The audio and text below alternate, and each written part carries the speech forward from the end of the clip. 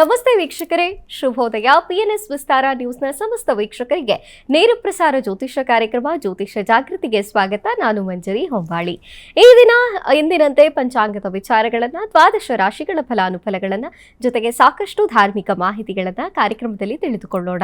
ಈ ಎಲ್ಲ ಮಾಹಿತಿಯನ್ನು ನಮಗೆ ತಿಳಿಸಿಕೊಡ್ಲಿಕ್ಕೆ ಖ್ಯಾತ ಸಂಖ್ಯಾಶಾಸ್ತ್ರಜ್ಞೆ, ಟ್ಯಾರೋ ರೀಡರ್ ಮತ್ತು ವೈದಿಕ ಜ್ಯೋತಿಷ್ಯದಲ್ಲಿ ಹೆಸರು ಮಾಡಿದಂತ ಶ್ರೀಮತಿ ದಿವ್ಯಾ ಸುಬ್ರಹ್ಮಣ್ಯ ಅವರಿದ್ದಾರೆ. ಕಾರ್ಯಕ್ರಮಕ್ಕೆ ಸ್ವಾಗತಿಸೋಣ. ನಮಸ್ತೆ ಮೇಡಮ್, ಕಾರ್ಯಕ್ರಮಕ್ಕೆ ಸ್ವಾಗತ. ಗುರವೇ ಸರ್ವಲೋಕಾನಾಂ ಭಿಷಜೇ ಭವರೋಗಿಣಾಂ ನಿಧಯೇ ಸರ್ವವಿದ್ಯಾನಾಂ ದಕ್ಷಿಣಾಮೂರ್ತಯೇ ನಮಃ. ಶ್ರೀ ಮಹಾಗಣಾಧಿಪತಯೇ ನಮಃ. ಗುರುಭ್ಯೋ ನಮಃ. ಓಕೆ, ಮೊದಲನೇದಾಗಿ ಮೇಡಮ್, ಪಂಚಾಂಗದ ವಿಚಾರವನ್ನ ಕೇಳೋದಾದ್ರೆ ಇವತ್ತಿನ ಶುಭ ದಿನದ ಪಂಚಾಂಗ ಹೇಗಿದೆ? ಇವತ್ತು ಶುಕ್ರವಾರ, ತಿಥಿ ಇರುವಂಥದ್ದು ತೃತೀಯ ತಿಥಿ ಇರುವಂತಹ ದಿನ ಇವತ್ತು. ಹಾಗೆಯೇ ನಕ್ಷತ್ರ ಬಂದು ಮಘ ನಕ್ಷತ್ರ, ಸಂಜೆ 6:35 ಮಘ ನಕ್ಷತ್ರ ಇರುವಂಥದ್ದು. ಕರ್ಣ ಬಂದು ಗರಕರ್ಣ, ವನಿಜಕರ್ಣ ಅನ್ನುವಂಥ 2 ಕರ್ಣಗಳು ಬರ್ತವೆ. ಇನ್ನು ನಾವಿರುವಂಥದ್ದು ಆಷಾಢ ಮಾಸದ ಶುಕ್ಲ ಪಕ್ಷದ ತೃತೀಯ ತಿಥಿಯಲ್ಲಿ. ಹಾಗೆಯೇ ವ್ಯತಿಪತ್ ಯೋಗ ಅನ್ನುವಂತಹ ಯೋಗ ಇರುವಂಥ ದಿನ ಇವತ್ತು. ಓಕೆ, ಪಂಚಾಂಗದ ವಿಚಾರ ಇದಿಷ್ಟ ಆಗಿತ್ತು. ಇನ್ನು ವೀಕ್ಷಕರು 12 ರಾಶಿಗಳ ಫಲಾನುಫಲ ಹೇಗಿದೆ ಅನ್ನೋದಕ್ಕಾಗಿ ಕಾಯ್ದಿರ್ತಾರೆ. ಮೊದಲನೇದಾಗಿ ಮೇಷರಾಶಿಯಿಂದ ಕೇಳೋದಾದ್ರೆ, ಮೇಷರಾಶಿಯವರಿಗೆ ಇವತ್ತು ಮಂಗಳನ ಪ್ರಭಾವ ನಿಮ್ಮೊಳಗೆ ಇದ್ದಾನೆ. ಸೊ ಇದು ಏನು ಮಾಡುತ್ತೆ ಅಂದರೆ ಸ್ಪರ್ಧಾತ್ಮಕ ಮನೋಭಾವವನ್ನು ನಿಮಗೆ ಹೆಚ್ಚಿಸೋದಕ್ಕೆ ಅವಕಾಶ ಇರುತ್ತೆ. ಅದಕ್ಕೆ ಕೆಲವೊಂದು ಕೆಲಸಗಳು ಪೂರ್ಣ ಆಗ್ತವೆ ಅಂತ ಹೇಳ್ಬಿಟ್ಟು, ಸರಿಯಾಗಿ ಕಂಪ್ಲೀಟ್ ಮಾಡೋದಕ್ಕೆ ಆಗುತ್ತೆ ಅಂತ ಹೇಳ್ಬಿಟ್ಟು, ಹಣದ ವಿಚಾರದಲ್ಲಿ ಯಾರಿಗಾದರೂ ಮಾತು ಕೊಡೋದಕ್ಕಿಂತ ಮುಂಚೆ ನಿಮ್ಮ ಪರಿಸ್ಥಿತಿ ಏನಿದೆ ಅನ್ನೋದನ್ನು ನೀವು ಸ್ವಲ್ಪ ಮರುಪರಿಶೀಲನೆ ಮಾಡ್ಕೊಳ್ಬೇಕಾಗತ್ತೆ. ಹಾಗೆಯೇ ಚಂದ್ರನ ಚಲನೆಯಿಂದ ಕುಟುಂಬದ ವಿಷಯದ ಕಡೆಗೆ ಹೆಚ್ಚು ಗಮನವನ್ನು ನೀವು ಕೊಡಬೇಕಾಗಿ ಬರಬಹುದು ಅಂತ ಹೇಳ್ಬಿಟ್ಟು, ಅಂದರೆ ಫೋಕಸ್ ಜಾಸ್ತಿ ನಿಮ್ಮದು ಫ್ಯಾಮಿಲಿ ಮ್ಯಾಟರ್ಸ್ ಮೇಲೂ ಇರಬೇಕಾಗುತ್ತೆ, ಫೈನಾನ್ಸ್ ಮೇಲೂ ಇರಬೇಕಾಗುತ್ತೆ. ಪ್ರೀತಿ ಪಾತ್ರರೊಂದಿಗೆ ಮಾತನಾಡುವಾಗ ಸ್ವಲ್ಪ ಮೃದುತ್ವವನ್ನು ತಗೊಳ್ಬೇಕಾಗತ್ತೆ. ಅಂದರೆ ರಫ್ ಆಗಿ ಹೇಗಂದ್ರೆ ಹಾಗೆ ಬಾಯಿಗೆ ಬಂದಂಗೆ ಇವರು ಬಿದ್ದೇ ಥರ ಬಿಡು ಅನ್ನುವಂತಹ ಸ್ವಭಾವದಲ್ಲಿ, ಆ ಥರದ ಮನಸ್ಥಿತಿಯಲ್ಲಿ ಇವತ್ತು ನೀವು ಮಾತಾಡೋದನ್ನ ಆದಷ್ಟು ಅವಾಯ್ಡ್ ಮಾಡಬೇಕು.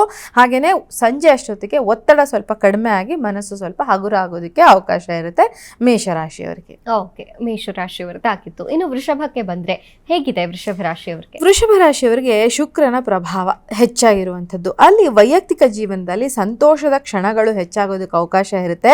ನಿಮ್ಮ ಕೆಲಸದ ಶೈಲಿ ಅಂತ ಏನು ಹೇಳ್ತೀವಿ, ಅದರಲ್ಲಿ ಸಣ್ಣ ಪುಟ್ಟ ಬದಲಾವಣೆಗಳನ್ನು ನೀವು ಮಾಡಿಕೊಂಡ್ರೂ ಕೂಡ ಸಾಕಷ್ಟು ಉತ್ತಮವಾದಂತಹ ಫಲಿತಾಂಶ ನೀಡೋದಕ್ಕೆ ಅವಕಾಶ ಇರುವಂತಹ ಒಂದು ಡೇ ಇದು ಅಂತ ಹೇಳ್ಬೋದು. ಮನೆ ಖರೀದಿ ಅಥವಾ ಬೇರೆ ಏನಾದರೂ ಖರೀದಿ ಮಾಡಬೇಕು, ಅನ್ವಾಂಟೆಡ್ ಆಗಿ ಖರೀದಿ ಮಾಡಬೇಕು, ಮನೆಗೆ ಬೇಕಾದ ವಸ್ತುಗಳನ್ನು ಖರೀದಿ ಮಾಡಬೇಕು ಅಂತಿದ್ರೆ ಅನಗತ್ಯವಾಗಿ ಹಣ ಖರ್ಚಾಗುವಂತಹ ಸಂದರ್ಭ ಇರುತ್ತೆ ಅಂತ. ಅಂದರೆ ಒಂದು ತಗೊಳಗೋಗಿ 2 ತಗೊಳ್ಳೋದು ಅಥವಾ ಬೇಡದೇ ಇರೋದನ್ನು ತಂದು ತುಂಬಿಕೊಳ್ಳೋದು, ಈ ಥರದ್ದೆಲ್ಲ ಆಗಬಹುದು. ಅದರ ಬಗ್ಗೆ ಸ್ವಲ್ಪ ಗಮನ ಬೇಕಾಗತ್ತೆ.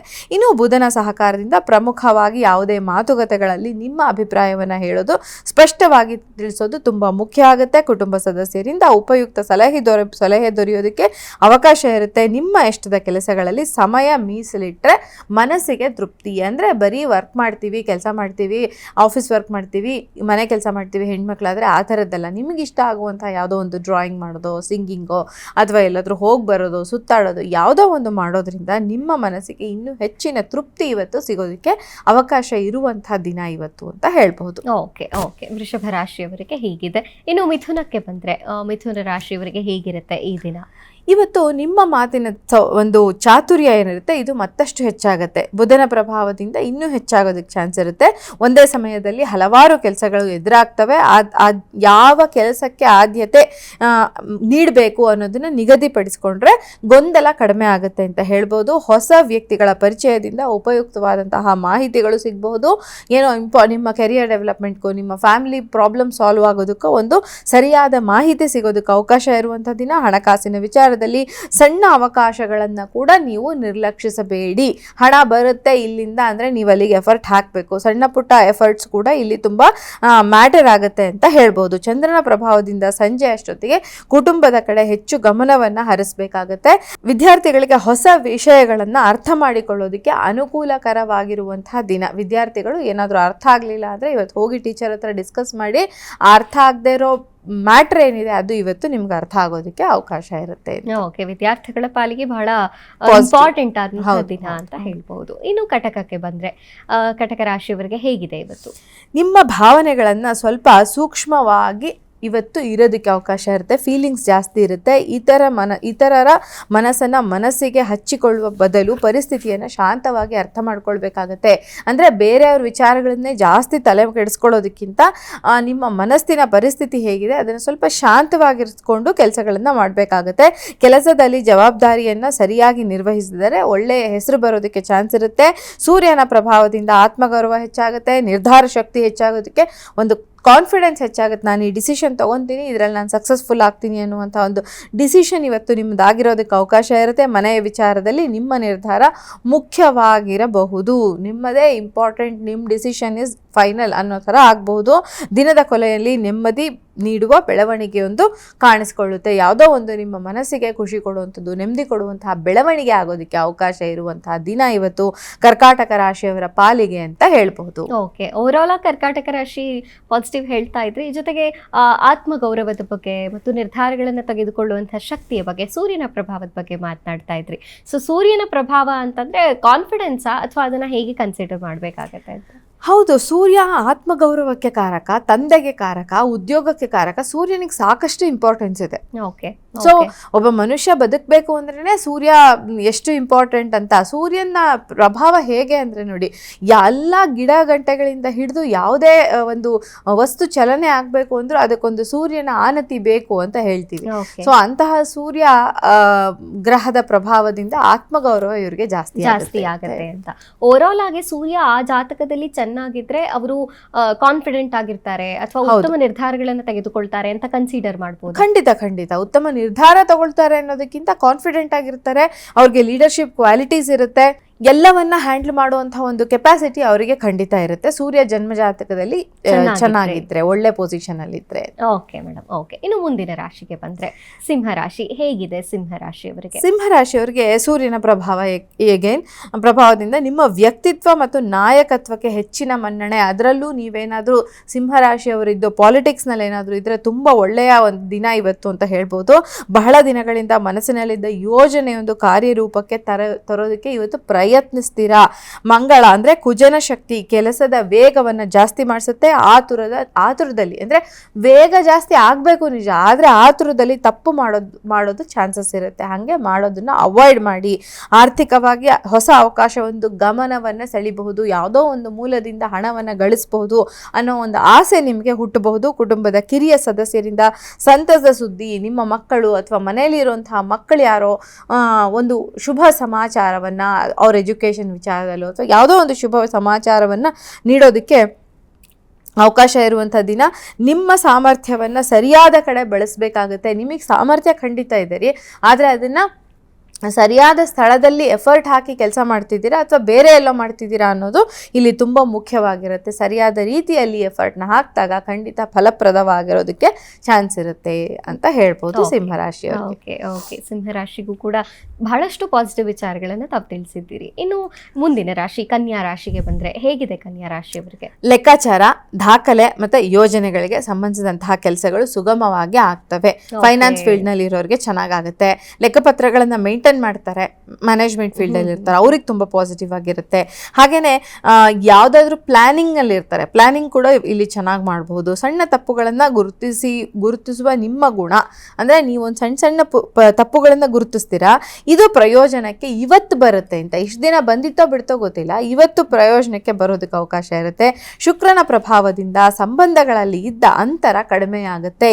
ಏನಾದರೂ ಡಿಫರೆನ್ಸ್ ಆಫ್ ಒಪಿನಿಯನ್ಸ್ ಇತ್ತು ಸಂಬಂಧಗಳಲ್ಲಿ ಅಂದರೆ ಅದು ರಿಸಾಲ್ವ್ ಆಗೋದಕ್ಕೆ ಅವಕಾಶ ಇರುತ್ತೆ. ಕೆಲಸದ ನಡುವೆ ಆರೋಗ್ಯ ಮತ್ತು ವಿಶ್ರಾಂತಿಯನ್ನು ನಿರ್ಲಕ್ಷಿಸಬಾರದು ಅಂತ ಹೇಳ್ಬಿಟ್ಟು ಹಣಕಾಸಿನ ಯೋಜನೆಯಲ್ಲಿ ಕೆಲವು ಬದಲಾವಣೆ ಮಾಡ್ಕೊಳ್ಬೇಕಾಗತ್ತೆ. ನೀವು ಮಾಡ್ತಿರುವಂತಹ ಇನ್ವೆಸ್ಟ್ಮೆಂಟ್ ಸಾಲದು ಅಥವಾ ಮಾಡಿದರೆ ಸರಿಯಾದ ಯೋಜನೆಯಲ್ಲಿ ನೀವು ಮಾಡ್ತಾ ಇಲ್ಲ ಅಂತ ನಾವು ಇಲ್ಲಿ ನೋಡ್ಕೋಬಹುದು. ಸಂಜೆ ವೇಳೆಗೆ ನಿಮ್ಮ ಮನಸ್ಸಿಗೆ ಇಷ್ಟವಾದಂತಹ ಒಂದು ದೇವರನ್ನ ಪ್ರಾರ್ಥನೆ ಮಾಡಿ ಅದರಿಂದ ಇಷ್ಟವಾದ ಸುದ್ದಿಯನ್ನು ಪಡ್ಕೊಳ್ಳೋದಕ್ಕೆ ಸಾಧ್ಯ ಆಗುತ್ತೆ. ಇಷ್ಟ ದೈವಾರಾಧನೆ ಅಂತ ಹೇಳ್ತೀವಿ, ಅದನ್ನ ಮಾಡಬೇಕಾಗತ್ತೆ. ಓಕೆ, ಕನ್ಯಾ ರಾಶಿಯವರಿಗೂ ಕೂಡ ಉತ್ತಮ ಫಲಗಳಿದೆ. ಜೊತೆಗೆ ತಾವು ಒಂದೆರಡು ಸಲಹೆಗಳನ್ನು ಕೂಡ ನೀಡಿದ್ದೀರಿ. ವೀಕ್ಷಕರೇ, ಇನ್ನುಳಿದ 6 ರಾಶಿಗಳ ಫಲಾನುಫಲ ಹೇಗಿದೆ ಕೇಳೋಣ. ಮೇಡಮ್, ಇನ್ನು ತುಲಾ ರಾಶಿಗೆ ಬಂದ್ರೆ, ತುಲಾ ರಾಶಿಯವರಿಗೆ ಹೇಗಿದೆ ಈ ದಿನ ಭವಿಷ್ಯ? ತುಲಾ ರಾಶಿಗೆ ಶುಕ್ರವಾರದ ದಿನ. ನಿಮ್ಮ ರಾಶಿಗೆ ಅಧಿಪತಿನೂ ಕೂಡ ಶುಕ್ರನೇ. ಈ ಪ್ರಭಾವದಿಂದ ಸಂಬಂಧಗಳ ವಿಚಾರದಲ್ಲಿ ವಿಶೇಷವಾದಂತಹ ಒಂದು ಅನುಭವ ನೀಡಬಹುದು. ಅಂದರೆ ಸಂಬಂಧಗಳು ಅಂದರೆ ಅದರಲ್ಲೂ ಈ ಗಂಡ ಹೆಂಡತಿ ಸಂಬಂಧ ಇರಬಹುದು, ಅಥವಾ ಈ ರಿಲೇಷನ್ಶಿಪ್ಗಳಲ್ಲಿ ಇರಬಹುದು. ಯಾರಾದರೂ ಇಷ್ಟಪಡ್ತಿದ್ರೆ ಆ ಸಂಬಂಧಗಳಲ್ಲಿ ಒಂದು ವಿಶೇಷವಾದಂತಹ ಅನುಭವ ದೊರೆಯೋದಕ್ಕೆ ಅವಕಾಶ ಇರುತ್ತೆ. ಹೊಸ ಪರಿಚಯ ಅಥವಾ ಹಳೆಯ ಸ್ನೇಹದ ಮರು ಸಂಪರ್ಕ ಆಗುವಂತಹ ಅವಕಾಶ ಇದೆ. ಇದರಿಂದ ಸಂತೋಷ ಕೂಡ ಉಂಟಾಗುತ್ತೆ. ಉದ್ಯೋಗದಲ್ಲಿ ಇತರರ ಜೊತೆ ಹೊಂದಾಣಿಕೆ ಮಾಡಿಕೊಂಡು ಸಾಗುವುದು ಹೆಚ್ಚು ಫಲ ನೀಡುತ್ತೆ. ಬೇರೆಯವ್ರ ಜೊತೆ ಸ್ವಲ್ಪ ನಿಮ್ಮನ್ನು ನೀವು ತೊಡಗಿಸ್ಕೊಂಡು ಸರಿಯಾದ ರೀತಿಯಲ್ಲಿ ಹೊಂದಿಕೊಂಡು ಹೋಗಿ ಕೆಲಸಗಳನ್ನು ಮಾಡಬೇಕಾಗತ್ತೆ. ಖರ್ಚು ಮಾಡುವ ಮುನ್ನ ಅಗತ್ಯ ಮತ್ತು ಆಸೆಯ ನಡುವಿನ ವ್ಯತ್ಯಾಸವನ್ನು ನೀವು ಅರ್ಥಕೋಬೇಕಾಗತ್ತೆ. ಇವತ್ತು ಇದು ಬರೀ ಆಸೆನಾ ಅಥವಾ ನಮಗೆ ಅಗತ್ಯನಾ ಅನ್ನೋದನ್ನು ಅರ್ಥ ಮಾಡಿಕೊಂಡು ಖರ್ಚನ್ನು ಮಾಡಿದಾಗ ಪಾಸಿಟಿವ್ ಆಗಿರುವಂತಹ ದಿನ ಇವತ್ತು. ಚಂದ್ರನ ಪ್ರಭಾವದಿಂದ ಮನಸ್ಸಿನಲ್ಲಿ ಕೆಲವು ಹೊಸ ಆಲೋಚನೆಗಳು ಮೂಡಬಹುದು. ಏನಾದರೂ ಥಿಂಕಿಂಗ್ ಕೆಪಾಸಿಟಿ ಜಾಸ್ತಿ ಆಗುತ್ತೆ. ಕಲಾತ್ಮಕ ಮತ್ತು ಸೃಜನಾತ್ಮಕ ಕೆಲಸಗಳಲ್ಲಿ ತೊಡಗಿಕೊಂಡವರಿಗೆ ಉತ್ತಮವಾದಂತಹ ದಿನ ಇವತ್ತು ಅಂತ ಹೇಳ್ಬಹುದು. ಓಕೆ, ಓವರಾಲ್ ಆಗಿ ತುಲಾ ರಾಶಿಯವರಿಗೂ ಕೂಡ ಶುಭ ಫಲಗಳಿದೆ ಅಂತ. ಇನ್ನು ವೃಶ್ಚಿಕಕ್ಕೆ ಬಂದ್ರೆ ಹೇಗಿದೆ ವೃಶ್ಚಿಕ ರಾಶಿಯವರಿಗೆ? ವೃಶ್ಚಿಕ ರಾಶಿಯವರಿಗೆ ಮಂಗಳನ ತಗೊಳ್ಳೋಣ. ಮೊದಲಿಗೆ ಶಕ್ತಿ ಧೈರ್ಯ ಹೆಚ್ಚಾಗುತ್ತೆ. ಹಾಗೇನೆ ಮಾತಿನಲ್ಲಿ ತೀವ್ರತೆ ಅಂದರೆ ಒಂದು ಆ ಇಂಟೆನ್ಸಿಟಿ ಅಂತ ಹೇಳ್ತೀವಲ್ಲ, ಅದು ಜಾಸ್ತಿ ಆಗುತ್ತೆ. ಇದರ ಕಾರಣದಿಂದ ಕೆಲಸಕ್ಕೆ ಒಂದು ಸರಿಯಾದ ರೀತಿಯಲ್ಲಿ ಪರಿಹಾರ ದೊರೆಯಬಹುದು. ನೀವು ಇಂಟೆನ್ಸಿಟಿ ಇಟ್ಕೊಂಡು ಇಂಥದ್ದೇ ಆಗಬೇಕು ಅಂತ ಮಾಡಿಸಿದಾಗ ಕೆಲಸ ಸರಿಯಾಗಿ ಆಗೋದಕ್ಕೆ ಅವಕಾಶ ಇರುತ್ತೆ. ವೃತ್ತಿಯಲ್ಲಿ ನಿಮ್ಮ ಸಾಮರ್ಥ್ಯವನ್ನು ಪರೀಕ್ಷಿಸುವಂತಹ ಸಂದರ್ಭ ಎದುರಾಗೋದಕ್ಕೆ ಅವಕಾಶ ಇರುತ್ತೆ. ಹಣಕಾಸಿನ ವ್ಯವಹಾರದಲ್ಲಿ ಸ್ವಲ್ಪ ಗೌಪ್ಯತೆ ಮತ್ತು ಎಚ್ಚರಿಕೆ ಎರಡೂ ಅಗತ್ಯ ಇರುತ್ತೆ. ಸುಮ್ಮನೆ ಎಲ್ಲರ ಎದುರಿಗೆ ಟ್ರಾನ್ಸ್ಪರೆಂಟ್ ಆಗಿ ಇದ್ಬಿಡ್ತೀನಿ ಅಂತ ಹೇಳಿ ನಿಮ್ಮ ಫೈನಾನ್ಸಸ್ ವಿಚಾರ ಎಲ್ಲ ಹೇಳ್ಕೊಂಡ್ಬಿಡೋದು ಅಷ್ಟು ಸರಿಯಲ್ಲ. ಸ್ವಲ್ಪ ಗೌಪ್ಯತೆಯನ್ನು ಕಾಪಾಡ್ಕೊಳ್ಬೇಕು. ಎಚ್ಚರಿಕೆ ಕೂಡ ನಿಮಗೆ ಇರಬೇಕಾಗತ್ತೆ. ಕುಟುಂಬದ ವ್ಯಕ್ತಿಯೊಂದಿಗೆ ಮಹತ್ವದ ಒಂದು ಚರ್ಚೆ ಆಗೋದಕ್ಕೆ ಅವಕಾಶ ಇರುವಂತಹ ದಿನ ಇವತ್ತು. ಹಾಗೆಯೇ ರಾತ್ರಿ ವೇಳೆಗೆ ಮನಸ್ಸಿನಲ್ಲಿ ಸ್ವಲ್ಪ ಇರುವಂತಹ ಗೊಂದಲ ಏನಿದೆ ಅದು ಕಡಿಮೆ ಆಗುತ್ತೆ. ಬೆಳಗ್ಗೆಯಿಂದ ಸಣ್ಣ ಪುಟ್ಟ ಗೊಂದಲಗಳು, ಕನ್ಫ್ಯೂಷನ್ಗಳು ಇದ್ರೂ ಕೂಡ ರಾತ್ರಿ ಅಷ್ಟೊತ್ತಿಗೆ ಆ ಗೊಂದಲಗಳು ಬಗೆಹರಿಯೋದಕ್ಕೆ ಅವಕಾಶ ಇರುವಂತಹ ದಿನ ಇವತ್ತು ಅಂತ ಹೇಳ್ಬೋದು ವೃಶ್ಚಿಕ ರಾಶಿಯವರು. ಓಕೆ, ಸವಾಲುಗಳಿದ್ರೂ ಕೂಡ ವೃಶ್ಚಿಕ ರಾಶಿಯವರು ಅದನ್ನ ಎದುರಿಸ್ತಾರೆ ಅನ್ನುವಂಥದ್ದು. ಇನ್ನು ಧನು ರಾಶಿಗೆ ಬಂದ್ರೆ, ಧನು ರಾಶಿಯವರಿಗೆ ಹೇಗಿರುತ್ತೆ? ಹೊಸ ಸ್ಥಳ, ಹೊಸ ವ್ಯಕ್ತಿ ಅಥವಾ ಹೊಸ ವಿಚಾರ ನಿಮ್ಮ ದಿನಕ್ಕೆ ವಿಶೇಷತೆಯನ್ನು ತರೋದಕ್ಕೆ ಅವಕಾಶ ಇರುವಂತಹ ದಿನ ಇವತ್ತು. ಬುಧನ ಪ್ರಭಾವದಿಂದ ನಿಮ್ಮ ಒಂದು ಸಂವಹನ ಅಥವಾ ಮಾತುಕತೆಯ ಮೂಲಕ ಒಂದು ಅವಕಾಶವನ್ನು ನಿಮ್ಮದಾಗಿಸಿಕೊಳ್ತೀರಾ. ಯಾರೋ ಹೊಸ ವ್ಯಕ್ತಿಯ ಪರಿಚಯ ಆಗುತ್ತೆ, ಹೊಸ ಸ್ಥಳಕ್ಕೆ ಹೋಗ್ತೀರಾ, ಅಲ್ಲಿ ನಿಮ್ಮ ಮಾತಿನ ಒಂದು ಪ್ರಭಾವದಿಂದ ಒಂದು ಅವಕಾಶ ನಿಮ್ದಾಗಿಸ್ಕೊಳ್ಳೋಕೆ ಅವಕಾಶ ಇರುತ್ತೆ. ಸೂರ್ಯನ ಶಕ್ತಿ ನಿಮ್ಮ ಗುರಿಯ ಬಗ್ಗೆ ಸ್ಪಷ್ಟತೆ ನೀಡುತ್ತೆ. ಸೂರ್ಯ ಇರುವಂತಹ ಸ್ಥಾನ ನಿಮ್ಮ ಶಕ್ತಿಯ ಬಗ್ಗೆ ತುಂಬ ಸ್ಪಷ್ಟತೆಯನ್ನು ಕೊಡ್ತಾನೆ. ಕುಟುಂಬದ ಜವಾಬ್ದಾರಿಗಳ ನಡುವೆ ನಿಮ್ಮ ವೈಯಕ್ತಿಕ ಕೆಲಸಕ್ಕೂ ಸ್ವಲ್ಪ ಸಮಯವನ್ನು ಮೀಸಲಿಡಬೇಕು. ಫ್ಯಾಮಿಲಿಗೆ ನೀವೆಲ್ಲ ಇಂಪಾರ್ಟೆನ್ಸ್ ಕೊಡ್ತೀರಾ, ಅದರ ಜೊತೆಗೆ ನಿಮ್ಮ ಒಂದು ಒಳಿತಿಗೂ ಕೂಡ ನೀವೇನು ಮಾಡಬೇಕು ಅನ್ನೋದನ್ನು ನೀವು ಯೋಚನೆ ಮಾಡಬೇಕಾಗತ್ತೆ. ಹಣಕಾಸಿನ ವಿಚಾರದಲ್ಲಿ ದೊಡ್ಡ ನಿರ್ಧಾರಕ್ಕಿಂತ ಸರಿಯಾದ ಯೋಜನೆ ಮುಖ್ಯ ಆಗುತ್ತೆ. ಅಂದರೆ ಏನೋ ಒಂದು ದೊಡ್ಡ ಡಿಸಿಷನ್ ತಗೋತೀನಿ ಅನ್ನೋಂಥದ್ದಲ್ಲ. ಮನೆ ತಗೋತೀನಿ, ಇನ್ವೆಸ್ಟ್ಮೆಂಟ್ ಮಾಡ್ಬಿಡ್ತೀನಿ, ಒಂದು ಸೈಟ್ ತೊಗೊಂಡ್ಬಿಡ್ತೀನಿ, ಈ ಥರ ದೊಡ್ಡ ಮಟ್ಟದ ಒಂದು ಯೋಚನೆ ಬೇಕಾಗಿಲ್ಲ. ಸರಿಯಾದ ರೀತಿಯಲ್ಲಿ ಯಾವುದರಲ್ಲಿ ಇನ್ವೆಸ್ಟ್ ಮಾಡಿದ್ರೆ ನನಗೆ ಹೆಚ್ಚು ಪ್ರಾಫಿಟ್ ಬರುತ್ತೆ ಅನ್ನೋದನ್ನು ಯೋಚನೆ ಮಾಡಿ ಇನ್ವೆಸ್ಟ್ಮೆಂಟ್ ಮಾಡಬೇಕಾಗುತ್ತೆ. ದೂರದಿಂದ ಬರುವಂತಹ ಸುದ್ದಿ ಒಂದು ನಿಮ್ಮ ಮುಂದಿನ ಹೆಜ್ಜೆ ಏನಿದೆ ಅದನ್ನು ನಿರ್ಧರಿಸುತ್ತೆ. ಅದರಿಂದ ಪಾಸಿಟಿವ್ ರಿಸಲ್ಟ್ಸ್ನ ತಗೊಳ್ಳೋದಕ್ಕೆ ಅವಕಾಶ ಇರುತ್ತೆ ಧನುರಾಶಿಯವರಿಗೆ. ಓಕೆ, ಧನುರಾಶಿಯವರಿಗೆ ಸಾಕಷ್ಟು ಪಾಸಿಟಿವಿಟಿ ಇದೆ ಇವತ್ತು ಅಂತ. ಇನ್ನು ಮಕರ ರಾಶಿಗೆ ಬಂದರೆ ಹೇಗಿದೆ ಮಕರ ರಾಶಿಯವರಿಗೆ? ಮಕರ ರಾಶಿಯವರಿಗೆ ಕೆಲಸವನ್ನು ನಿಧಾನವಾಗಿ ಆದರೆ ನಿಖರವಾಗಿ ಮಾಡುವಂತಹ ನಿಮ್ಮ ವಿಧಾನ ಏನಿದೆ ತುಂಬ ಪರ್ಟಿಕ್ಯುಲರ್ ಆಗಿ ಹಿಂಗೆ ಇರಬೇಕು ಅಂತ ಮಾಡ್ತಾರಲ್ಲ, ಆ ಕೆಲಸದ ವಿಧಾನ ಇವತ್ತು ನಿಮಗೆ ಉತ್ತಮವಾದಂತಹ ಫಲ ನೀಡುತ್ತೆ. ಬಾಕಿ ಉಳಿದ ಜವಾಬ್ದಾರಿಯೊಂದು ಪೂರ್ಣಗೊಳ್ಳೋದಕ್ಕೆ ಅವಕಾಶ ಇರುವಂಥ ದಿನ. ಅದರಿಂದ ನೀವು ನಿರಾಳ ಕೂಡ ಆಗ್ತೀರಾ. ಚಂದ್ರನ ಪ್ರಭಾವದಿಂದ ಮನೆಯ ವಿಚಾರಗಳಿಗೆ ಹೆಚ್ಚು ಸಮಯ ನೀಡಬೇಕಾಗಿ ಬರಬಹುದು. ಬುಧನ ಸಹಕಾರ ಏನಿದೆ ಅದು ದಾಖಲೆ ಮತ್ತು ಹಣಕಾಸಿನ ಲೆಕ್ಕಾಚಾರದಲ್ಲಿ ನೆರವಾಗೋದಕ್ಕೆ ಅವಕಾಶ ಇರುತ್ತೆ. ಅನಗತ್ಯವಾಗಿ ಎಲ್ಲ ಜವಾಬ್ದಾರಿಗಳನ್ನು ನಿಮ್ಮ ಮೇಲೆ ತಗೊಳ್ಬೇಡಿ. ಸಂಜೆಯ ವೇಳೆಗೆ ವಿಶ್ರಾಂತಿ ಪಡೆಯುವುದು ತುಂಬ ಅಗತ್ಯ ನಿಮಗೆ ಅಂತ ನಿಮಗೆ ಅದು ಫೀಲ್ ಆಗೋದಕ್ಕೆ ಶುರು ಆಗುತ್ತೆ. ಹಾಗಾಗಿ ದೈಹಿಕವಾಗಿ ಶ್ರಮ ಆಗೋದಕ್ಕೆ ಅವಕಾಶ ಇರುವಂಥ ದಿನ ಇವತ್ತು ಮಕರ ರಾಶಿಯವರಿಗೆ ಅಂತ ಹೇಳ್ಬೋದು. ಓಕೆ, ದೈಹಿಕ ಶ್ರಮ ಆಗುತ್ತೆ, ಸ್ವಲ್ಪ ಎಚ್ಚರಿಕೆಯನ್ನು ವಹಿಸಬೇಕಾಗುತ್ತೆ ಅನ್ನುವಂಥದ್ದು. ಇನ್ನು ಕುಂಭರಾಶಿಗೆ ಬಂದರೆ ಹೇಗಿದೆ ಕುಂಭರಾಶಿ? ಕುಂಭರಾಶಿಯವರಿಗೆ ಸಾಮಾನ್ಯ ಮಾರ್ಗಕ್ಕಿಂತ ವಿಭಿನ್ನವಾಗಿ ಯೋಚಿಸುವಂತಹ ನಿಮ್ಮ ಗುಣ ಏನಿದೆ ಇದು ಉಪಯೋಗಕ್ಕೆ ಬರುತ್ತೆ. ಶುಕ್ರನ ಪ್ರಭಾವದಿಂದ ಸ್ನೇಹ ಮತ್ತು ವೈಯಕ್ತಿಕ ಸಂಬಂಧಗಳಲ್ಲಿ ಉತ್ತಮ ಬದಲಾವಣೆಯನ್ನು ಕಾಣಬಹುದು. ಕೆಲಸದಲ್ಲಿ ಹೊಸ ವಿಧಾನಗಳನ್ನು ಅಂದರೆ ಏನಾದರೂ ಹೊಸ ಸ್ಕಿಲ್ ಸೆಟ್ನ ಪ್ರಯೋಗ ಮಾಡೋದ್ರಿಂದ ಅವಕಾಶಗಳು ಹೆಚ್ಚಾಗಿ ದೊರೆತವೆ. ಹಣಕಾಸಿನ ವಿಚಾರದಲ್ಲಿ ಭವಿಷ್ಯದ ಅಗತ್ಯವನ್ನು ಗಮನದಲ್ಲಿಟ್ಟುಕೊಂಡು ನಿರ್ಧಾರವನ್ನು ಮಾಡಬೇಕು. ಮುಂದೆ ಫ್ಯೂಚರಲ್ಲಿ ಹೇಗಪ್ಪ ಹಣ ನನಗೆ ಅನ್ನೋದನ್ನು ಯೋಚನೆ ಮಾಡ್ಕೊಂಡು ಇವತ್ತು ನೀವು ಖರ್ಚು ಮಾಡಬೇಕಾಗತ್ತೆ. ಬುಧನ ಪ್ರಭಾವ ಹೊಸ ಮಾಹಿತಿ ಅಥವಾ ತಂತ್ರಜ್ಞಾನ ಕಲಿಯೋದಕ್ಕೆ ನಿಮ್ಮನ್ನು ಪ್ರೇರೇಪಿಸುತ್ತೆ. ಅಂದರೆ ಏನಾದರೂ ಒಂದು ಕೋರ್ಸ್ ಮಾಡೋಣ, ಅದರಲ್ಲೂ ಟೆಕ್ನಿಕಲ್ ಫೀಲ್ಡಲ್ಲಿರೋರು, ಏಕೆಂದರೆ ಇಲ್ಲಿ ತಂತ್ರಜ್ಞಾನ ಮತ್ತು ಮಾಹಿತಿ ತಂತ್ರಜ್ಞಾನದ ವಿಚಾರದಲ್ಲೇ ಬರ್ತಾ ಇದೆ. ಸೊ ಕಮ್ಯುನಿಕೇಷನ್ ಫೀಲ್ಡಲ್ಲಿರೋರು, ಟೆಕ್ನಿಕಲ್ ಫೀಲ್ಡಲ್ಲಿರೋರಿಗೆ ಇದು ತುಂಬ ಒಳ್ಳೆಯ ದಿನ ಅಂತ ಹೇಳ್ಬೋದು. ದಿನದ ಅಂತ್ಯದಲ್ಲಿ ಸಾಧನೆಯ ಭಾವನೆ, ಅಂದರೆ ನಾನು ಏನೋ ಅಚೀವ್ ಮಾಡಿದ್ದೀನಪ್ಪ ಅನ್ನುವಂತಹ ಒಂದು ಭಾವನೆ ಕುಂಭರಾಶಿಯವರಿಗೆ ಮೂಡೋದಕ್ಕೆ ಅವಕಾಶ ಇರುವಂತಹ ದಿನ ಇದು ಅಂತ ಹೇಳ್ಬಹುದು. ಓಕೆ, ಕುಂಭರಾಶಿಯವ್ರ ಬಗ್ಗೆ ತಿಳಿಸ್ಕೊಟ್ರಿ. ಇನ್ನು ಕಡೆಗೆ ರಾಶಿಗೆ ಬಂದ್ರೆ ಮೀನರಾಶಿಗೆ ಹೇಗಿದೆ ಮೇಡಮ್ ಇವತ್ತು? ನೋಡಿ, ಮೀನರಾಶಿಗೆ ಚಂದ್ರನ ಪ್ರಭಾವ ನಿಮ್ಮ ಅಂತಃಪ್ರಜ್ಞೆಯನ್ನು ಹೆಚ್ಚಿಸುತ್ತೆ. ನಿಮ್ಮ ಒಂದು ಒಳಗಡೆಯಿಂದ ಬರುವಂತಹ ಒಂದು ಗಟ್ ಫೀಲ್ ಅಂತ ಹೇಳ್ತೀವಲ್ಲ, ಅದನ್ನು ಜಾಸ್ತಿ ಮಾಡೋದಕ್ಕೆ ಅವಕಾಶ ಇರುತ್ತೆ. ಮನಸ್ಸು ಹೇಳುವ ಮಾತಿಗೂ ಸ್ವಲ್ಪ ಮಹತ್ವ ನೀಡಬೇಕು. ಬರೀ ಬುದ್ಧಿಗಲ್ಲ, ಮನಸ್ಸಿಗೂ ಸ್ವಲ್ಪ ಮಹತ್ವವನ್ನು ನೀಡಬೇಕು. ಶುಕ್ರನ ಅನುಕೂಲದಿಂದ ಪ್ರೀತಿ ಮತ್ತು ಕುಟುಂಬದಲ್ಲಿ ಸಂಬಂಧಗಳಲ್ಲಿ ಆತ್ಮೀಯತೆ ಹೆಚ್ಚಾಗುತ್ತೆ. ಶುಕ್ರನ ಒಂದು ಪ್ರಭಾವದಿಂದ ನಿಮ್ಮ ಲವ್ ಲೈಫ್ ತುಂಬ ಸ್ಟ್ರಾಂಗ್ ಆಗೋದಕ್ಕೆ ಅವಕಾಶ ಇರುತ್ತೆ ಮೀನರಾಶಿಯವ್ರಿಗೆ ಇವತ್ತು. ಹಾಗೆಯೇ ಫ್ಯಾಮಿಲಿನಲ್ಲೂ ಒಂದು ಬಾಂಡಿಂಗ್ ಜಾಸ್ತಿ ಆಗುತ್ತೆ ಅಂತ ಹೇಳ್ಬೋದು. ಹಾಗೆಯೇ ಸೃಜನಾತ್ಮಕ ಕ್ಷೇತ್ರಗಳಲ್ಲಿ ಹೊಸ ಕಲ್ಪನೆಗಳು ಬರಬಹುದು. ಆರ್ಟಿಸ್ಟಿಕ್ ಫೀಲ್ಡ್ಗಳಲ್ಲೂ ಹೊಸ ರೀತಿಯ ಕಲ್ಪನೆಗಳನ್ನು ಮಾಡಿ ಆರ್ಟಿಸ್ಟಿಕ್ ಆಗಿ ಕೆಲಸವನ್ನು ಮಂಡಿಸೋದಕ್ಕೆ ಅವಕಾಶ ಇರುತ್ತೆ. ಕೆಲಸದಲ್ಲಿ ಇತರರ ಸಮಸ್ಯೆಗಳನ್ನು ಪರಿಹರಿಸುವ ಜವಾಬ್ದಾರಿ ನಿಮ್ಮ ಮೇಲೆ ಬರಬಹುದು. ನೀವು ಸಮಸ್ಯೆಯಲ್ಲಿ ಇರ್ತಿರೋ ಬಿಡ್ತಿರೋ ಅದು ಸೆಕೆಂಡ್ರಿ, ಬಟ್ ನೀವೇ ಬೇರೆಯವರ ಒಂದು ಸಮಸ್ಯೆಯನ್ನು ಪರಿಹರಿಸುವಂತಹ ಒಂದು ಮಟ್ಟದಲ್ಲಿ ಇರುವಂತಹ ದಿನ ಇವತ್ತು ಅಂತ ಹೇಳ್ಬಹುದು. ಹಣಕಾಸಿನಲ್ಲಿ ಭಾವನಾತ್ಮಕ ನಿರ್ಧಾರಗಳನ್ನು ತಪ್ಪಿಸುವುದು ಒಳಿತು. ನೀವು ಯಾವುದೇ ಕಾರಣಕ್ಕೂ ಹಣಕಾಸು ವಿಚಾರ ಅಂತ ಬಂದಾಗ ಫೀಲಿಂಗ್ಸ್ಗೆ ಹೋಗಿ ನಿಮ್ಮ ನಿರ್ಧಾರಗಳನ್ನು ತಗೋಬೇಡಿ. ಪ್ರಾಕ್ಟಿಕಲ್ ಆಗಿ ಯೋಚನೆ ಮಾಡಿಬಿಟ್ಟು ನಿರ್ಧಾರವನ್ನು ತಗೋಬೇಕಾಗುತ್ತೆ. ಶಾಂತವಾಗಿ ದಿನವನ್ನು ಮುಗಿಸಿದ್ರೆ ಮನಸ್ಸಿಗೆ ನೆಮ್ಮದಿ ದೊರೆಯುತ್ತೆ. ಅಂದರೆ ಈ ಸ್ಟ್ರೆಸ್ಗಳ ನಡುವೆ ಒಂದು ಸ್ವಲ್ಪ ಮನಸ್ಸನ್ನು ಶಾಂತವಾಗಿ ಇಟ್ಕೊಳ್ಳೋದು ಕಷ್ಟ ಆಗುತ್ತೆ. ಹಾಗಾಗಿ ಸ್ವಲ್ಪ ಒಂದು 10 ನಿಮಿಷನಾದರೂ ಕೂತು ಮೆಡಿಟೇಷನ್ನ ಮಾಡಿಕೊಂಡು ದಿನವನ್ನು ಮುಗಿಸಿದ್ರೆ ನೆಮ್ಮದಿಯಾಗಿ ನಿದ್ದೆ ಮಾಡಬಹುದು ಮೀನರಾಶಿಯವರು ಇವತ್ತು ಅಂತ ಹೇಳ್ಬಹುದು. ಓಕೆ, ಮೀನರಾಶಿಯವರಿಗೂ ಕೂಡ ತಾವು ಸುದೀರ್ಘವಾದಂತಹ ಒಂದು ಮಾರ್ಗದರ್ಶನ ಇವತ್ತು ಕೊಟ್ಟಿದ್ದೀರಿ. ಎಲ್ಲ ರಾಶಿಗಳ ಭವಿಷ್ಯವನ್ನು ನಾವು ನೋಡಿದ್ವಿ. ಇನ್ನು ಧಾರ್ಮಿಕ ಚಿಂತನೆಯ ವಿಚಾರಕ್ಕೆ ಬಂದರೆ ತಾವು ಸೂರ್ಯ ಗ್ರಹದ ಬಗ್ಗೆ ತಿಳಿಸಿಕೊಡ್ತಾ ಇದ್ರಿ. ಸೂರ್ಯ ಪ್ರಕೃತಿಗೆ ಹೇಗೋ ಎಷ್ಟು ವಿಶಿಷ್ಟವೋ ಮತ್ತು ಎಷ್ಟು ಮುಖ್ಯವೋ ಹಾಗೆಯೇ ಒಂದು ಜನ್ಮ ಜಾತಕದಲ್ಲಿಯೂ ಕೂಡ ಸೂರ್ಯ ಬಲಿಷ್ಠವಾಗಿರಬೇಕು. ಯಾಕೆಂದರೆ ನೀವಾಗಲೇ ಹೇಳಿದ ಹಾಗೆ ಆತ್ಮಗೌರವದ ಪ್ರತೀಕ ಸೂರ್ಯ ಅಂತ ಹೇಳಿ. ಹಾಗಾಗಿ ನಮ್ಮ ಜಾತಕದಲ್ಲಿ ಈಗ ಸೂರ್ಯ ಇರುವಂತಹ ಪ್ಲೇಸ್ಮೆಂಟ್ ಚೆನ್ನಾಗಿಲ್ಲ ಅಥವಾ ಸೂರ್ಯನಿಗೆ ಬಲ ಇಲ್ಲ ಅಂದರೆ ನಾವು ಸೂರ್ಯನನ್ನ ಬಲಪಡಿಸಿಕೊಳ್ಳೋದು ಹೇಗೆ ಅಂತ ನೋಡಿ, ಬಲಪಡಿಸ್ಕೊಳ್ಳೋದಕ್ಕೆ ನಾನು ಆದಿತ್ಯ ಹೃದಯ ಶ್ಲೋಕವನ್ನು, ಸೂರ್ಯ ನಮಸ್ಕಾರವನ್ನು, ಸೂರ್ಯನಿಗೆ ಅರ್ಘ್ಯ ಕೊಡುವಂತಹ ವಿಚಾರಗಳನ್ನು ಹೇಳ್ತೀನಿ. ಸೊ ಅರ್ಘ್ಯ ಕೊಡೋದು ಅಂತ ಹೇಳಿದ್ರೆ ಒಂದು ತಾಮ್ರದ ಪಾತ್ರೆ ಅಥವಾ ತಾಮ್ರದ ತಂಬಿಗೆಯಲ್ಲಿ ನೀರನ್ನು ತಗೊಂಡು ಬೆಳಗ್ಗೆ, ನಾನು ಸೂರ್ಯನ ವಿಚಾರ ಯಾವತ್ತೇ ಮಾತಾಡಿದ್ರು ಅದು ಬೆಳಗಿನ ಹೊತ್ತಿನಲ್ಲಿ ಮಾಡಬೇಕು ಅನ್ನೋದನ್ನು ಪದೇ ಹೇಳ್ತೀನಿ. ಬೆಳಗ್ಗೆ ಸ್ನಾನ ತುಂಬ ಮುಖ್ಯ. ಸ್ನಾನ ಆದ ನಂತರ ಒಂದು ತಾಮ್ರದ ತಂಬಿಗೆಯಲ್ಲಿ ನೀರನ್ನು ತಗೊಂಡು ಅದನ್ನು ಸೂರ್ಯನಿಗೆ ತೋರಿಸ್ಬಿಟ್ಟು ಅದನ್ನು ಯಾವುದಾದ್ರೂ ಗಿಡಗಳಿಗೆ ಕೊಡೋದು. ಇದು ಸೂರ್ಯನಿಗೆ ಅರ್ಘ್ಯವನ್ನು ಕೊಡುವಂಥದ್ದು, ಸೂರ್ಯ ನಮಸ್ಕಾರವನ್ನು ಮಾಡುವಂಥದ್ದು. ಹಾಗೆಯೇ ಆದಿತ್ಯ ಹೃದಯ ಶ್ಲೋಕವನ್ನು ಪ್ರತಿದಿನ ಪಠಣ ಮಾಡೋದು. ಇದನ್ನು ಯಾರು ಬೇಕಾದರೂ ಹೇಳಿಸ್ಕೊಂಡು, ಬೇರೆಯವರ ಹತ್ರ ಹೇಳಿಸ್ಕೊಂಡು ನಾವು ಅದನ್ನು ಕಲ್ತ್ಕೊಳ್ಬಹುದು. ಅಥವಾ ಇದೇನು ವೇದ ಮಂತ್ರ ಅಲ್ಲದೆ ಇರೋದ್ರಿಂದ ವೇದಗಳಿಗೆ ಸಮಾನವಾದಂತಹ ರಾಮಾಯಣದಿಂದ ಬಂದಂತಹ ಮಂತ್ರ. ಹಾಗಾಗಿ ಇದಕ್ಕೂ ಅಷ್ಟೇ ಮಹತ್ವ ಇರುತ್ತೆ. ಆದರೆ ಇದನ್ನು ನಾವು ಮೊಬೈಲ್ನಲ್ಲಿ ಹಾಕೊಂಡು ಕೇಳಿಸ್ಕೊಂಡು ಅಥವಾ ಯಾರಾದರೂ ಮನೆಯಲ್ಲಿ ದೊಡ್ಡವರಿದ್ದರೆ ಅಥವಾ ಗೊತ್ತಿರೋರಿದ್ದರೆ ಅವ್ರ ಹತ್ರ ಹೋಗಿ, ದೇವಸ್ಥಾನಕ್ಕೆ ಹೋಗಿ ಇದು ಬರುತ್ತಾ ನಿಮಗೆ ಹೇಳ್ಕೊಡ್ತೀರಾ ಅಂತ ಕೇಳಿ ಅವರ ಬಳಿ ಆ ಮಂತ್ರವನ್ನು ಹೇಳಿಸ್ಕೊಂಡು ಕಲ್ತ್ಕೊಂಡು ಹೇಳಿದ್ರೆ ಇನ್ನೂ ಹೆಚ್ಚು ಒಳ್ಳೆಯ ಫಲಗಳನ್ನು ಕೊಡುತ್ತೆ ಅಂತ ಹೇಳ್ಬಿಟ್ಟು.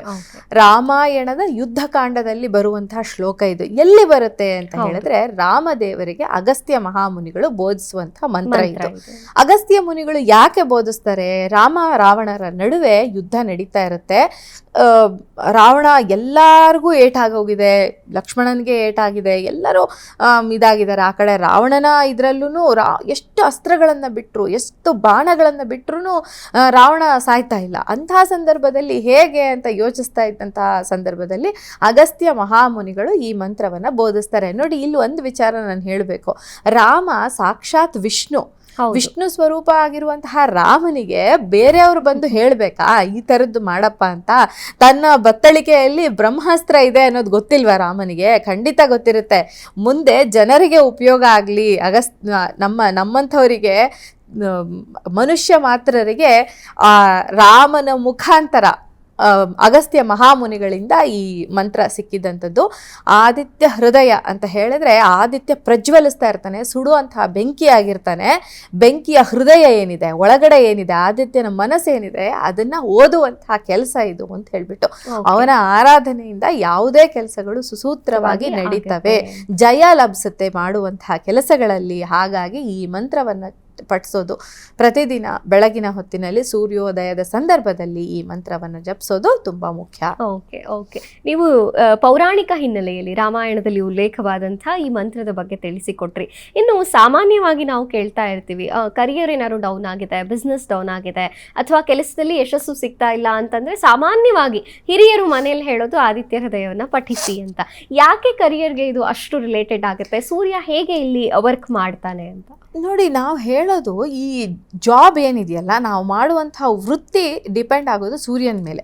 ಜನ್ಮಜಾತಕದಲ್ಲಿ ಯಾವಾಗಲೂ ವೃತ್ತಿ ಡಿಪೆಂಡ್ ಆಗೋದು ಸೂರ್ಯನ ಮೇಲೆ. ಹಾಗಾಗಿ ವೃತ್ತಿನಲ್ಲಿ ನೀವು ನಾನು ಸ್ವಲ್ಪ ದಿನದ ಕೆಳಗಡೆ ಈ ಕೆಲವು ಕಾಲ್ಗಳು ತಗೊಂಡಾಗ ಸೂರ್ಯ ಜೊತೆಗೆ ಕೇತು ಇರ್ತಾನೆ ಅಥವಾ ರಾಹು ಇರ್ತಾನೆ. ಅಂತ ಸಂದರ್ಭದಲ್ಲಿ ನನ್ನ ಕ್ಲೈಂಟ್ಸ್ಗೂ ನಾನು ಹೇಳ್ತಾ ಇರ್ತೀನಿ, ಸೂರ್ಯನ ಬಲ ಕಡಿಮೆ ಆಗಿದೆ, ಹಾಗಾಗಿ ನೀವು ಇಂಥ ಶ್ಲೋಕಗಳನ್ನು ಪಠನೆ ಮಾಡಿ, ಈ ಥರದ ಸೂರ್ಯ ನಮಸ್ಕಾರವನ್ನು ಮಾಡಿ, ಈ ಥರದ್ದೆಲ್ಲ ಹೇಳ್ತಿರ್ತೀವಿ. ಜಾಬ್ ಚೆನ್ನಾಗಿರಬೇಕು ಅಂದರೆ, ನಿಮ್ಮ ಹೈಯರ್ ಆಫೀಸರ್ಸ್ ನಿಮಗೆ ಪಾಸಿಟಿವ್ ಆಗಿರಬೇಕು ಅಂದರೆ, ಅವ್ರು ಬಲ ಕೊಡಬೇಕು ಅಂದರೆ, ಅವರ ಸಪೋರ್ಟ್ ನಿಮಗೆ ಬೇಕು ಅಂದರೆ ಆದಿತ್ಯ ಹೃದಯವನ್ನು ಪ್ರತಿದಿನ ಹೇಳಬೇಕು, ಕೇಳಬೇಕು.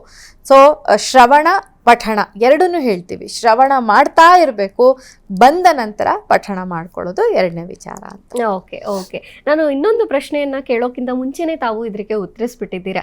ಈ ಒಂದು ಆದಿತ್ಯ ಹೃದಯ ಶ್ಲೋಕದಲ್ಲಿ ರಾವಣ ಅನ್ನುವಂತಹ ಉಲ್ಲೇಖ ಯಾಕೆ ಬರುತ್ತೆ ಅಂತ ಹೇಳಿ, ಯುದ್ಧದ ಒಂದು ಸನ್ನಿವೇಶ ಇರುತ್ತಾ ಆ ಶ್ಲೋಕದಲ್ಲಿ? ಹೌದು, ಯುದ್ಧ ನಡೀತಾ ಇರುತ್ತೆ. ಯುದ್ಧ ನಡೆಯುವಾಗಲೇ ಹೇಳುವಂತಹ ಮಂತ್ರ ಇದು.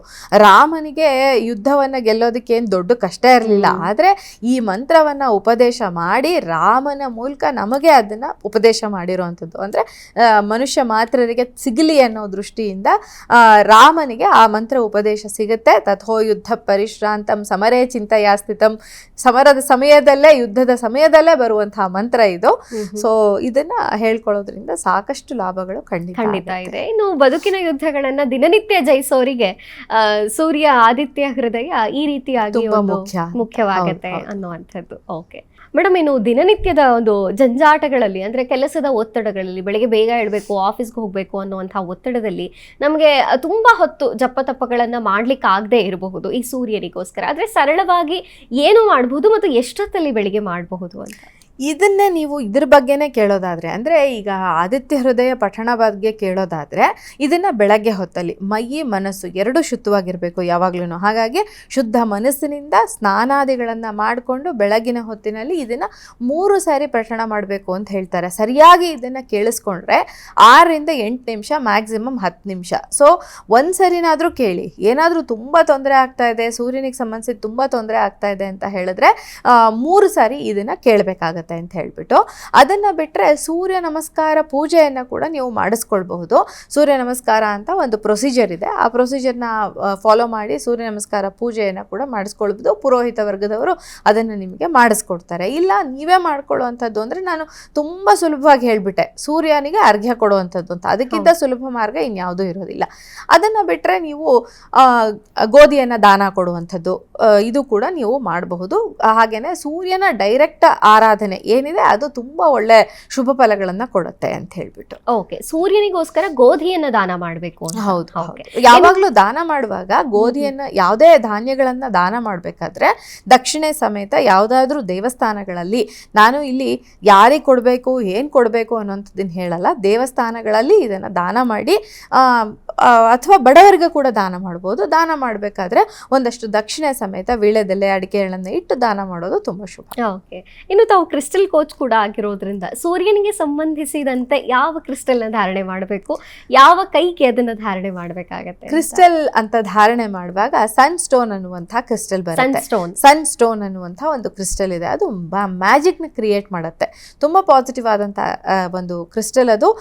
ಗೌರ್ಮೆಂಟ್ ಅಲ್ಲಿ ಏನಾದರೂ ಕೆಲಸ ಆಗಬೇಕು ಅಂದ್ರೆ ಪಾಲಿಟಿಕ್ಸಲ್ಲಿ ಇದ್ದೀರಾ ಅಂದರೆ, ಪಾಲಿಟಿಷಿಯನ್ಸ್ ಆಗಬೇಕು ಅನ್ನೋ ನಿಮ್ಮ ಮನಸ್ಸಲ್ಲಿ ಆಸೆ ಇದೆ ಅಂತ ಅಂದರೆ, ಹಾಗೆಯೇ ಗೌರ್ಮೆಂಟ್ ಜಾಬ್ಗೆ ಟ್ರೈ ಮಾಡ್ತಾ ಇದ್ರೆ, ಇವರೆಲ್ಲರೂ ಅಥವಾ ಸೆಲ್ಫ್ ಕಾನ್ಫಿಡೆನ್ಸ್ ಕಡಿಮೆ ಇದೆ, ಆತ್ಮಗೌರವಕ್ಕೆ ಪದೇ ಪದೇ ಪೆಟ್ಟು ಬೀಳ್ತಾ ಇದೆ, ಯಾರೋ ಅವಮಾನ ಮಾಡ್ತಾರೆ ಪದೇ ಪದೇ, ಇದೆಲ್ಲ ಸಂದರ್ಭದಲ್ಲಿ ನೀವು ಸನ್ಸ್ಟೋನ್ನ ಬ್ರೇಸ್ಲೆಟ್ನ ಧಾರಣೆ ಮಾಡಬಹುದು. ಇದರಿಂದ ನಿಮ್ಮ ಆತ್ಮಗೌರವಕ್ಕೆ ಪೆಟ್ಟು ಬೀಳುವಂಥದ್ದು ಏನಿದೆ ಅದು ಕಡಿಮೆ ಆಗುತ್ತೆ, ಉದ್ಯೋಗದಲ್ಲಿ ಅನುಕೂಲ ಆಗುತ್ತೆ. ಓಕೆ, ಈ ಸನ್ಸ್ಟೋನ್ ಅನ್ನ ಬ್ರೇಸ್ಲೆಟ್ ರೂಪದಲ್ಲಿ ಧರಿಸಬಹುದಾ, ಅಥವಾ ಕೈಗೆ ಯಾವ್ದಾದ್ರು ರತ್ನವನ್ನ ಧರಿಸ್ತೀವಿ ಅಂತಂದ್ರೆ ಯಾವ್ದು ಹಾಕಿರಬಹುದು, ಅಥವಾ ಸನ್ಸ್ಟೋನ್ ಅನ್ನೇ ಹಾಕೋಬಹುದಾ? ಸನ್ಸ್ಟೋನ್ ನ ಉಂಗುರವಾಗಿ ಬೇಕಾದ್ರೂ ಹಾಕೋಬಹುದು, ಅಥವಾ ಬ್ರೇಸ್ಲೆಟ್ ಆಗಿ ಧಾರಣೆ ಮಾಡಬಹುದು, ಅಥವಾ ಮಾಲೆಯಾಗಿ ಕೂಡ ಧಾರಣೆ ಮಾಡಬಹುದು.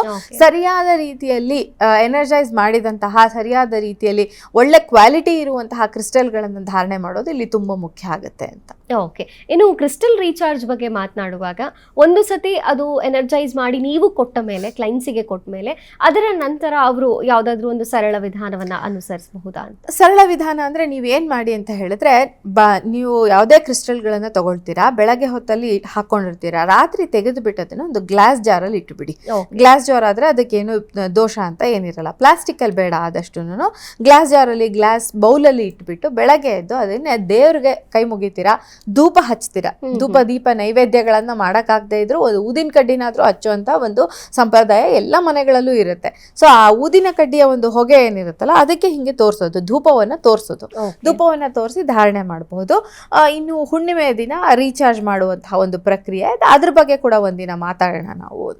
ಓಕೆ ಮೇಡಮ್, ಓಕೆ, ಖಂಡಿತವಾಗ್ಲೂ ಬಹಳ ಸರಳವಾಗಿ ಸುಲಭವಾಗಿ ಮಾಡುವಂತಹ ಒಂದು ಕ್ರಮವನ್ನ ನಮ್ಮ ವೀಕ್ಷಕರಿಗೆ ತಿಳಿಸಿಕೊಟ್ಟಿದ್ದೀರಿ. ಜೊತೆಗೆ ಇವತ್ತು ಆದಿತ್ಯ ಹೃದಯದ ಮಹತ್ವ, 12 ರಾಶಿಗಳ ಫಲಾನುಫಲ ಕೂಡ ನಿಮ್ಮಿಂದ ತಿಳಿದುಕೊಂಡಿದ್ದೀವಿ. ಧನ್ಯವಾದಗಳು. ನಮಸ್ಕಾರ ವೀಕ್ಷಕರೇ, ಇದು ಈ ಹೊತ್ತಿನ ವಿಶೇಷ. 12 ರಾಶಿಗಳ ಫಲಾನುಫಲ ಜೊತೆಗೆ ಸಾಕಷ್ಟು ಧಾರ್ಮಿಕ ಚಿಂತನೆಯ ವಿಚಾರಗಳನ್ನ ಜ್ಯೋತಿಷ್ಯ ಜಾಗೃತಿಯಲ್ಲಿ ಮೇಡಮ್ ತಿಳಿಸಿಕೊಟ್ಟಿದ್ದಾರೆ. ಮುಂದಿನ ಸಂಚಿಕೆಯಲ್ಲಿ ವಿಶೇಷ ಮಾಹಿತಿಯೊಂದಿಗೆ ಮತ್ತೆ ಭೇಟಿಯಾಗ್ತೀವಿ. ನೋಡ್ತಾ ಇರಿ PNS ವಿಸ್ತಾರ ನ್ಯೂಸ್, ನೇರ, ನಿಖರ, ಜನಪರ.